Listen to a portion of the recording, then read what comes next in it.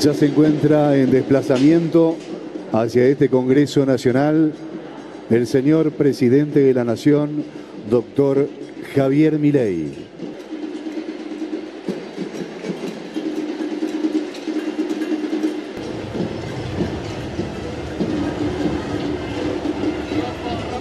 Hace su arribo al Honorable Congreso de la Nación el señor Presidente de la República Argentina, doctor Javier Milei.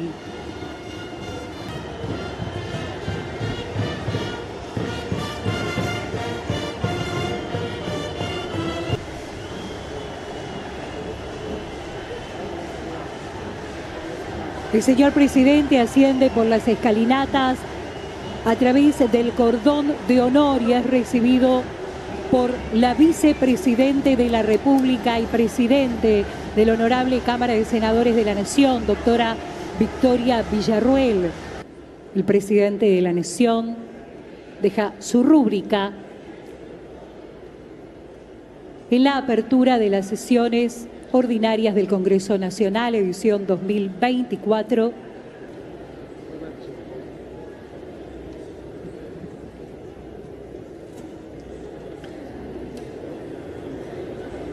Invito al señor Presidente de la Nación Argentina a ingresar al recinto a efectos de realizar la apertura de sesiones del Honorable Congreso y dar cuenta del Estado de la Nación.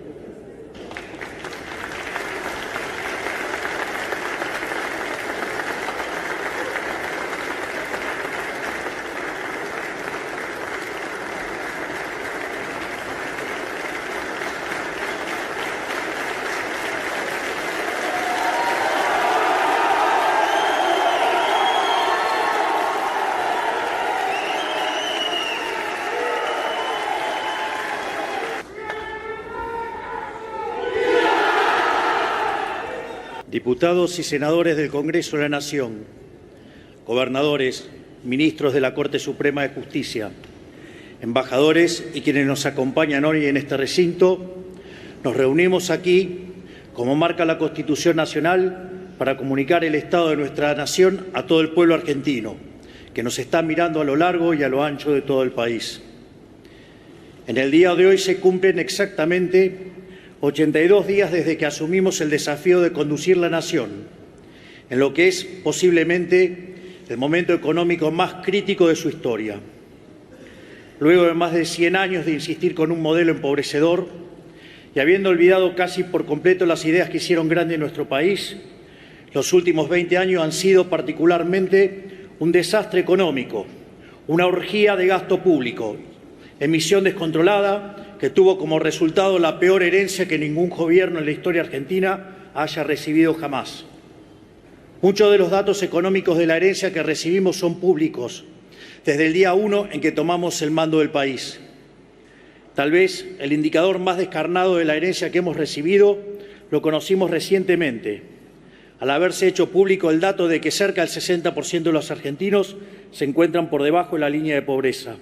La tan mentada frase de combatiendo al capital atenta contra la inversión, reduce el stock de capital por habitante y, como consecuencia de ellos, los salarios reales. Esta locura a la que nos ha llevado el populismo ha hecho que el salario promedio en dólares sea de $300, cuando en la década de los 90 había llegado a los $1.800, que expresado en moneda de hoy serían $3.000. Esto es, el populismo nos quitó el 90% de nuestros ingresos, llegando a un nivel de locura tal donde un tercio de los trabajadores formales son pobres. Esto es un dato desgarrador que revela crudamente la brutalidad de la herencia que hemos recibido y los estragos que ha producido el famoso modelo del Estado presente. Una sociedad con cifras récord de indigencia y que al mismo tiempo nunca en su historia repartió tanta asistencia social como ahora, donde buena parte de esa asistencia funciona como botín de guerra para organizaciones de izquierda que le roban la plata a quienes dicen defender y atentan contra aquellos que la producen. Los jubilados, víctimas de esta herencia, continúan atados a una fórmula que quisimos cambiar porque pulveriza sus ingresos en un régimen de alta inflación a causa del gobierno pasado. En materia de seguridad, nos encontramos con una sociedad abandonada a su suerte, ciudades enteras rehenes del narcotráfico, las calles tomadas por el caos y el desorden, ambos generados por las organizaciones de izquierda en su afán de extorsionar constantemente a los distintos gobiernos, un caos que la política alimentó durante los últimos 20 años para beneficio propio. En lo que respecta a la educación, una crisis que ya arrastra décadas, que es cada vez más profunda y que ha redundado en que hoy la mitad de los chicos de tercer grado no entiende que leen en Argentina y el 70% no puede resolver un problema de matemática básica. Esta es la realidad actual del país con más premios Nobel de la región, que supo ser en su pasado un faro de calidad educativa. El analfabetismo incipiente es a nuestra educación lo que la inflación es a nuestra economía. En el plano de la defensa, heredamos un ejército desfinanciado y hasta desprestigiado por el propio Estado, sin los recursos ni la preparación para hacer frente a los desafíos de un mundo en constante cambio y cada vez más alejado de la paz. Como si fuera poco, esta debacle nacional nos está llevando cada vez más a la irrelevancia en el concierto de las naciones, volviéndonos incapaces de proteger nuestro propio territorio y obligándolos a arrastrarnos ante los países más cuestionados del mundo. Detrás de todos estos males nos encontramos con un Estado nacional inoperante, quebrado y que no puede ni siquiera cumplir con sus funciones básicas. Un Estado que hace todo y todo lo hace mal, generando perjuicio en cada aspecto de la vida social en que se entromete. Tal como señalara Milton Friedman, nada bueno del Estado se puede esperar. Según el padre del monetarismo, existen 4 formas de gastar. Uno puede gastar el dinero propio en uno o en terceros, mientras que lo mismo se puede hacer con el dinero de otros. Así, la mejor manera de gastar es el dinero propio en uno mismo, ya que uno sabe lo que quiere y cuánto le costó ganarlo, es decir, se maximiza el beneficio. Por otra parte, cuando se gasta el dinero propio en otras personas, se minimiza el costo, mientras que cuando se gasta el dinero de otros en uno mismo, se cae en el despilfarro.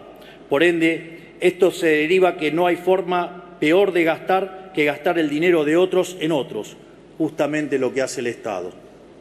Es por ello que a mayor Estado presente, mayor despilfarro y menor bienestar para los argentinos de bien. Es esa tal vez la mejor definición que podemos dar de la situación en la que hemos encontrado el Estado.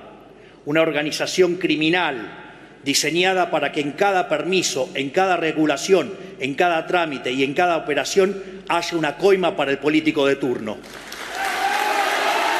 Este esquema putrefacto está extendido a todos los poderes del Estado, tanto el Poder Ejecutivo, el Poder Legislativo y el Poder Judicial, y en todos sus niveles, nacional, provincial y municipal, sustentados por medios de comunicación que viven de la pauta oficial y formadores de opinión ensobrados que miran para el otro lado o que eligen cuidadosamente a quién acusar y a quién no. Sustentado también por empresarios prebendarios que apoyan este modelo porque el retorno de pagar una coima es más tentador que el desafío de competir en el mercado. También por sindicalistas que entregan a sus trabajadores, engañándolos con supuestos beneficios mientras promueven un régimen laboral que solo los beneficia a ellos. Es decir, un sistema en absoluta bancarrota moral e intrínsecamente injusto. Un sistema que solo puede generar pobres y a costa de ellos produce una casta privilegiada que vive como si fueran monarcas, que llega a absurdos obscenos de impunidad, como por ejemplo el que vivimos esta semana, cuando nos enteramos de que un ex gobernador metió tras las rejas sin debido proceso a un ciudadano por 50 días, meramente por el crimen de hablar mal de la corona en un chat privado. Ofende el silencio de aquellos que se dicen republicanos.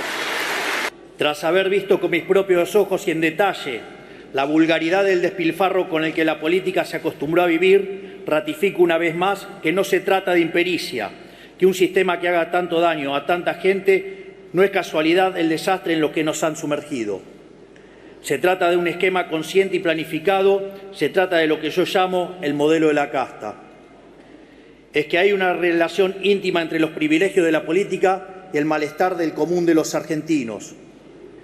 Es precisamente el modelo económico del Estado presente, un régimen de gasto público alto, déficit fiscal, deuda y emisión monetaria, el sistema del que la casta política se sirve para expropiar riqueza de los argentinos de bien y dárselos a sus clientes y amigos. En este sistema, lo que está en la base del deterioro generalizado de los últimos 100 años, la construcción de una fachada, un negocio amparado en la mentira. Este es el lamentable estado material y espiritual de nuestra nación. Hace muchos años que denunciamos este modelo ante la sociedad y hace poco más de 3 meses, después de 100 años de paulatina decadencia y más de una década de caída libre a la miseria, una mayoría silenciosa levantó la voz. Esa mayoría silenciosa que se compone de los que trabajan, de los que producen, de los peones rurales que se levantan a las 4 de la mañana, del que atiende un negocio, del cuentapropista, del trabajador informal, del joven que no encuentra trabajo y de las amas de casas que tienen la enorme tarea de educar a nuestras generaciones futuras. Una mayoría silenciosa de aquellos ciudadanos argentinos desprotegidos, que no los invitaron a sentarse en la mesa del poder en la que siempre se definió el rumbo del país. Esa Argentina despertó, asistió a las urnas y puso en la presidencia un hombre recién llegado a la vida política, que conduce una fuerza política nueva, que puede no tener mayorías parlamentarias, ni intendentes, ni gobernadores, pero que sabe lo que tiene que hacer, sabe cómo hacerlo y tiene la convicción para hacerlo. Un presidente que puede no tener el poder de la política, pero que tiene el poder de la convicción y el apoyo de los millones de argentinos que quieren un cambio de verdad. Porque como dicen las Sagradas Escrituras en el libro de Macabeos y que se conmemora en la fiesta de Hanukkah, la victoria en la guerra no depende de la cantidad de soldados, sino de las fuerzas que vienen del cielo. Por el mandato de cambio que nos dio la gente y con el aval de haber dicho la verdad y nada más que la verdad en campaña, durante nuestros primeros 82 días en funciones hemos llevado adelante el programa de gobierno más ambicioso del cual se tenga memoria. Hemos avanzado en la reducción del gasto público más profunda de nuestra historia, haciendo un recorte de 5 puntos del PBI en tan solo un mes. Redujimos el gasto primario del Estado Nacional en 40% en términos reales, donde dicho resultado surgió de eliminar la obra pública, reducir el 98% de las transferencias a las provincias, reducir los ministerios a la mitad, echar empleados públicos fantasmas, eliminar planes sociales a personas que no lo necesitaban, terminar con los intermediarios de la pobreza y reducir al mínimo la flota de autos, asesores y teléfonos celulares. En definitiva, es un ajuste que ha sido realizado mayormente sobre el sector público nacional y no como se hizo siempre, aumentando los impuestos y cargando todo el peso sobre el sector privado. Evitamos el default con el FMI y otros organismos multilaterales en el que íbamos a caer a 11 días de haber asumido. Cortamos con la emisión monetaria, que es la única y probada causa de la inflación, y a través de un ambicioso programa financiero avanzamos con el saneamiento del balance del Banco Central. De hecho, desde que llegamos al gobierno hemos comprado en el mercado cerca de 9.000 millones de dólares. Para la misma base monetaria en pesos, hoy tenemos 9.000 millones de reservas adicionales que cubren más del 90% de la misma. No solo eso, la base monetaria que durante el siglo XXI se ha ubicado en torno al 9% del PBI, hoy solo representa el 3%. Pese a que aún quedan algunos meses de alta inflación, la misma seguirá cayendo fuertemente y la salida del cepo estará cada vez más cerca. Como consecuencia de todas estas medidas económicas, llegamos al superávit, tanto primario como financiero, en nuestro primer mes de gobierno, lo cual constituye un récord global en la historia del capitalismo moderno. Y como si fuera poco, hemos tomado todas estas medidas únicamente con los resortes del Poder Ejecutivo, sin apoyo de ningún tipo del resto del arco político, salvo honrosas excepciones. En seguridad, hemos inaugurado una nueva doctrina del orden público que nadie se animó a implementar, a pesar de que era inequívocamente el único camino correcto. En primer lugar, empezamos a hacer cumplir la ley, sin excepciones. Por eso liberamos la calle del flagelo de los paros constantes a través de nuestro protocolo de orden público. En todas y cada una de las manifestaciones que se convocaron en estos casi 3 meses de gobierno y que comenzaron inmediatamente apenas asumimos, rompiendo un récord en la historia democrática, en todas ellas mantuvimos el orden y evitamos el corte indiscriminado de calles mediante un despliegue controlado de las fuerzas de seguridad. Además, estamos intimando a las organizaciones que convocan a manifestarse para que se hagan cargo del costo de los operativos policiales.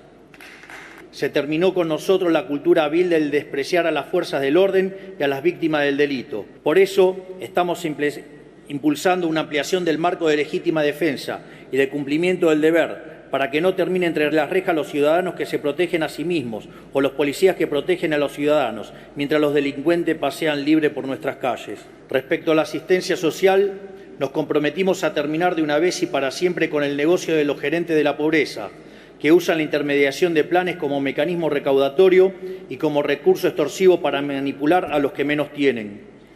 Por eso llevamos adelante un proceso de auditoría de los planes sociales que arrojó, como sospechábamos, que al menos 52.000 planes potenciar trabajo estaban asignados de forma indebida a beneficiarios que no cumplían las condiciones. Por eso también implementamos la línea 134 del Ministerio de Seguridad, que nos ayudó a poner al descubierto el mecanismo perverso que las organizaciones piqueteras usan para llevar gente contra su voluntad a las manifestaciones, bajo amenaza de quitarles el plan.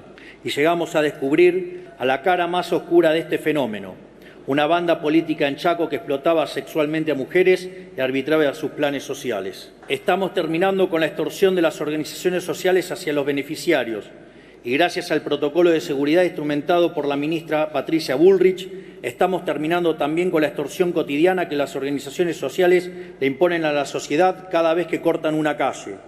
Siempre los dijimos, en nuestro gobierno el que corta no cobra.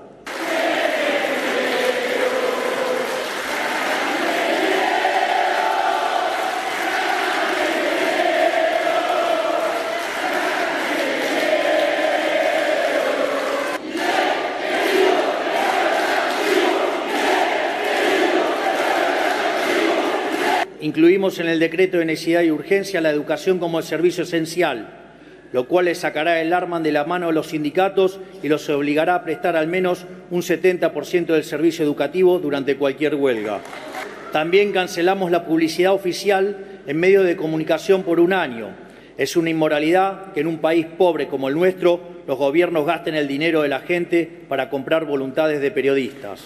Eliminamos agencias de gobierno como el INADI, que además de cumplir el rol de policía del pensamiento, contaba con un presupuesto anual de 2.800 millones de pesos para mantener militantes rentados. En esta misma línea vamos a cerrar la agencia TELAM, que ha sido utilizada durante las últimas décadas como agencia de propaganda kirchnerista.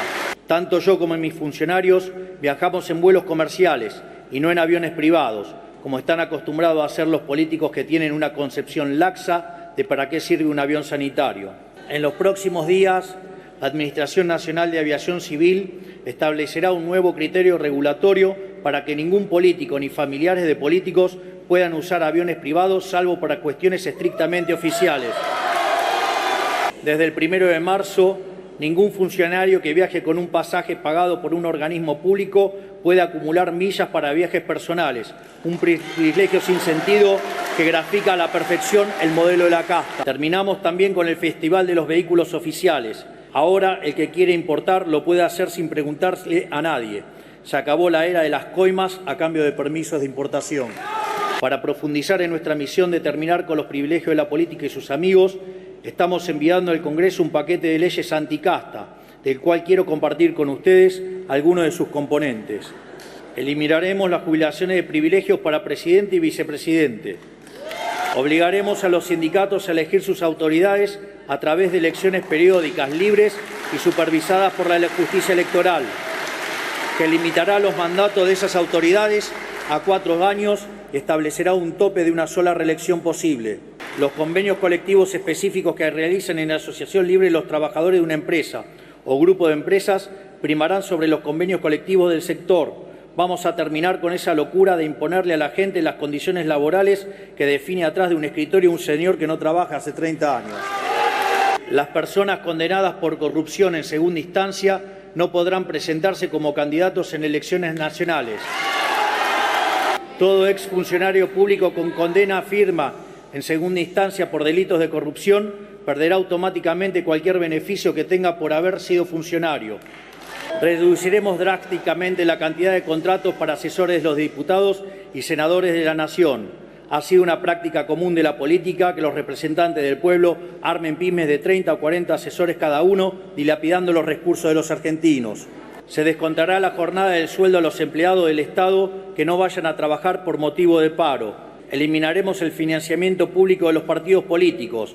Cada partido tendrá que financiarse con aportes voluntarios de donantes o afiliados propios. Todos los economistas serios del mundo, salvo algunos perros falderos de la política argentina, coinciden que financiar el Tesoro con dinero emitido por el Banco Central genera inflación.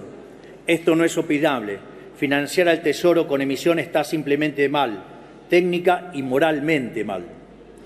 Esto es así porque genera inflación y porque licúa la capacidad de compra de todos los argentinos. ¿Y para qué? Para poner plata en la mano de la política, que no la usan para otra cosa que su provecho personal.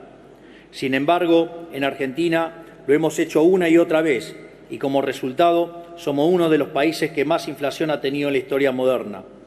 Con nosotros se acaba. Vamos a enviar un proyecto al Congreso para penalizar por ley al presidente de la Nación, al ministro de Economía, a los funcionarios del Banco Central y a los diputados y senadores que aprueben un presupuesto que contemple financiar déficit fiscal con emisión monetaria para terminar de una vez por todas y para siempre con estas prácticas insostenibles moralmente y criminal.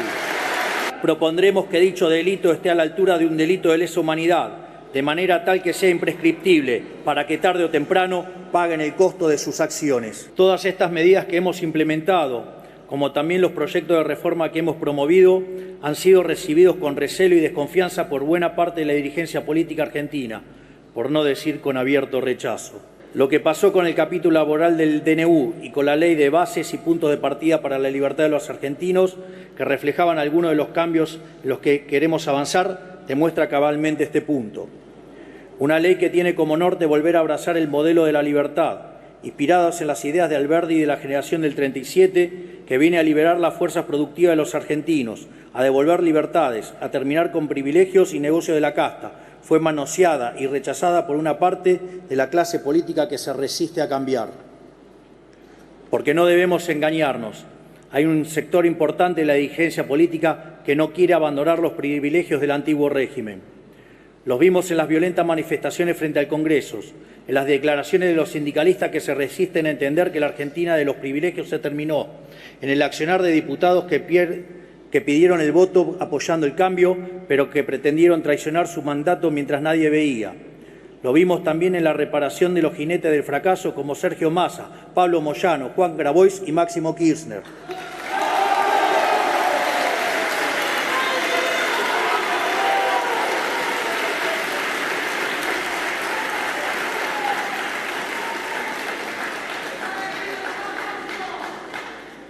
Incluso con la reaparición de la expresidente Cristina Fernández de Kirchner, que ha sido responsable de uno de los peores de los gobiernos de la historia. Pero también lo vimos con periodistas que frente a la decisión de terminar con la pauta oficial han decidido salir a defender sus privilegios de manera descarnada, llegando a caer en delitos de calumnias, injurias y mentir de manera depravada. Lo vimos también en gobernadores, a los que solo les importa asegurarse la caja para poder seguir con la fiesta del gasto público, la pauta oficial, los recitales de artistas con alto cachet y dudosa calidad, los aviones privados y tantos otros vicios a los que nos tienen acostumbrados los políticos hace décadas. Evidentemente, hay muchos actores del establishment político y económico del país que no quieren dejar atrás la Argentina del fracaso, algunos por miedo al cambio, otros porque son los beneficiarios de este antiguo régimen. Nosotros no vinimos a jugar el juego mediocre de la política, a emular a esos políticos que supeditan sus proyectos al intercambio de favores, cargos y negocios. No negociamos el cambio y vamos a cumplir la promesa que le hicimos a la sociedad con o sin el apoyo de la dirigencia política. Lo haremos con las herramientas que nos puedan brindar o lo haremos únicamente con los resortes legales del Poder Ejecutivo, como venimos haciendo hasta ahora. Porque nosotros, cuando nos encontramos con un obstáculo, no vamos a dar marcha atrás, vamos a seguir acelerando. Si bien no elegimos el camino de la confrontación, tampoco le escapamos, porque sabemos desde el día que decidimos meternos en política que dar esta pelea no iba a ser fácil. Quiero decirles, sin embargo, que si eligen el camino de la confrontación, se encontrarán con un animal muy distinto al que están acostumbrados. Porque a diferencia de algunos de los que están acá o de quienes nos miran desde su provincia, la política para nosotros no es un fin en sí mismo. No vivimos por la política, no vivimos de la política, no tenemos ambición de poder. Lejos de todo eso, lo único que tenemos es sed de cambio. No buscamos ni provocamos la confrontación, no queremos discutir el pasado. Venimos a plantear una agenda de futuro, porque como dice el refrán, el secreto del cambio es concentrar toda tu energía no en luchar contra lo viejo, sino en construir lo nuevo. Pero quiero decirles a todos los que están acá y a quienes nos están mirando, que si lo que buscan es el conflicto, conflicto tendrán.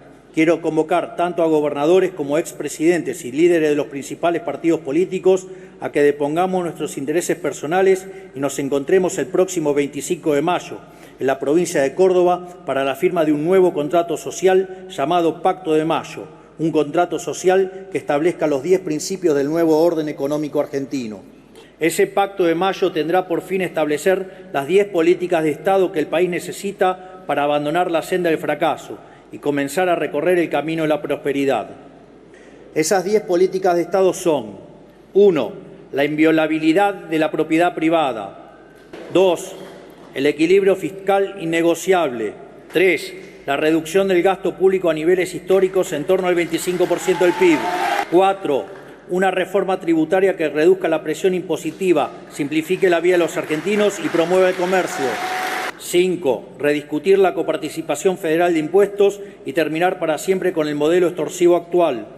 6. Un compromiso de las provincias de avanzar en la explotación de los recursos naturales del país. 7. Una reforma laboral moderna que promueva el trabajo formal. 8. Una reforma previsional que le dé sustentabilidad al sistema, respete a quienes aportaron y aporte y permita a quienes prefieran suscribirse a un sistema privado de jubilación. 9. Una reforma política estructural que modifique el sistema actual y vuelva a alinear los intereses de los representantes y los representados. 10. Y por último, la apertura del comercio internacional de manera que la Argentina vuelva a ser un protagonista del mercado global. Estas 10 ideas, que son las bases del progreso de cualquier nación, podrán sentar las condiciones del crecimiento argentino por los próximos 100 años, para que una vez más la Argentina sea un faro de luz para Occidente. Sancionadas ambas leyes como muestra de buena voluntad, podremos empezar a trabajar en un documento común, basada en estos 10 principios esbozados previamente, para así, el 25 de mayo de este año, reunidos en la DOCTA, podamos dar inicio a una nueva época de gloria para nuestro país.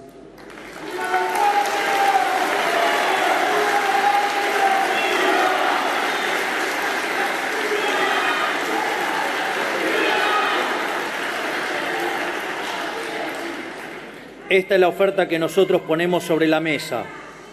Quedará en ustedes y en el resto de la dirigencia argentina saber aprovechar la oportunidad de cambiar la historia o, en lo contrario, pretender continuar por este camino de decadencia por el cual nos han traído.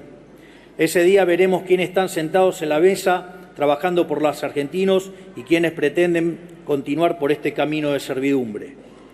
Quiero ser claro acerca de la naturaleza de esta convocatoria. Nuestras convicciones son inalterables. Ordenaremos las cuentas fiscales de la Argentina con o sin la ayuda del resto de la dirigencia política.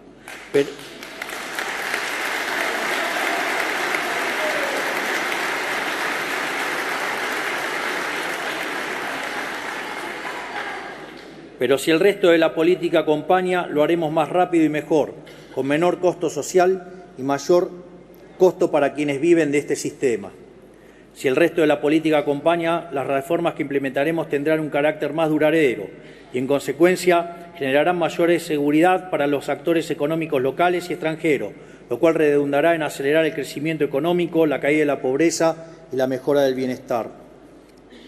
Este momento histórico no es para cualquiera, no es para dirigentes que especulan políticamente, no es para quienes piensan que gobernar es un concurso de popularidad, no es para los que quieren mantener sus privilegios a costa de un país quebrado, y no es para almas bellas para las cuales las formas o las comas en un texto pesan más que la voluntad de cambio.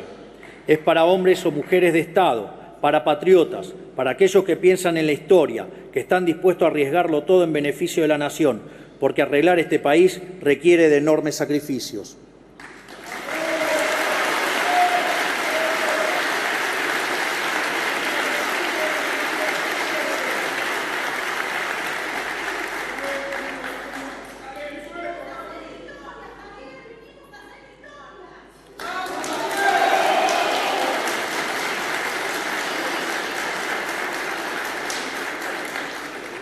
Nosotros no gobernamos para ser populares.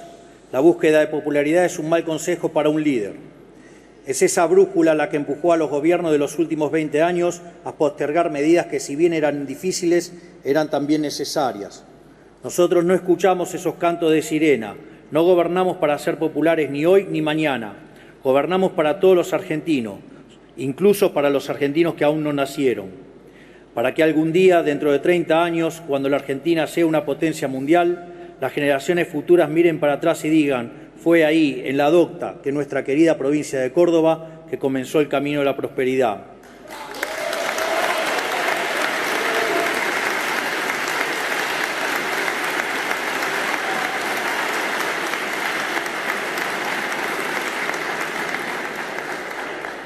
Por eso tenemos la mano firme, porque tenemos el rumbo claro.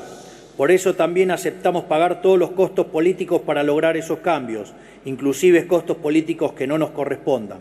Porque si el precio de arreglar este país es caer al ostracismo, allí me encontrarán con orgullo, porque para nosotros no hay nada más sagrado que la lucha por la libertad.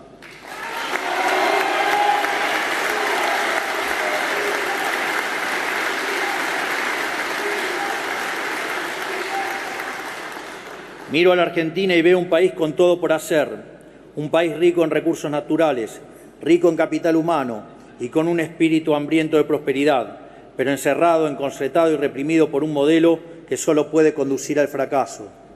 Nosotros vinimos a devolverle la libertad a los argentinos, porque solo una sociedad libre puede progresar, solo una sociedad dinámica que trabaja, que emplea, que comercia, que produce, que importa y que exporta, sin que nadie le diga qué ni cómo puede prosperar. Solo siendo una sociedad libre podemos aprovechar como nación los dones naturales que Dios nos ha concedido. Miro a la Argentina hoy y tengo la certeza de que con las ideas de la libertad como faro, este país aún tiene todo para retomar el camino de la prosperidad.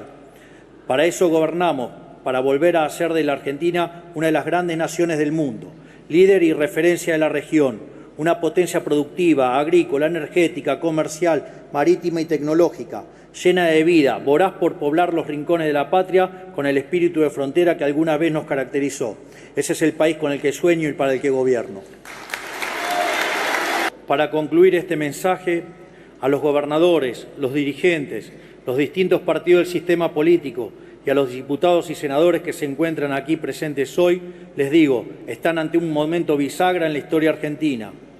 Pueden aferrarse a un sistema injusto, del cual la gran mayoría de la sociedad es víctima, o bien pueden dejar sus intereses particulares y prejuicios ideológicos de lado, colaborar con nuestra misión del cambio, ayudarnos a transformar el país y pasar a la posteridad como patriotas. Si eligen estar a la altura de las circunstancias y presentarse en Córdoba a firmar el Pacto de Mayo, tanto yo como el pueblo argentino reconoceremos ese gesto como un acto de humildad y valentía y una señal clara de que podemos trabajar juntos sin rencores. A los argentinos les pido solo una cosa: paciencia y confianza. Falta un tiempo para que podamos percibir el fruto del saneamiento económico y de las reformas que estamos implementando. Es más, todavía no hemos visto todos los efectos del desastre que heredamos, pero estamos convencidos que vamos por el camino correcto, porque por primera vez en la historia estamos atacando el problema por su causa, el déficit fiscal, y no por sus síntomas. Por eso les pido paciencia y confianza, porque por más oscura que sea la noche, siempre sale el sol por la mañana. De esta manera quedan inauguradas las sesiones ordinarias número 142 del Honorable Congreso de la Nación. Que Dios bendiga a los argentinos y que la fuerza del cielo nos acompañe. Muchas gracias y ¡viva la libertad, carajo! ¡Viva la libertad, carajo! ¡Viva la libertad, carajo!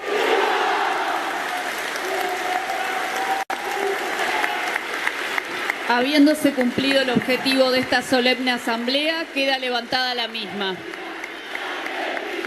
En el marco del 72º período de sesiones ordinarias del Honorable Congreso de la Nación.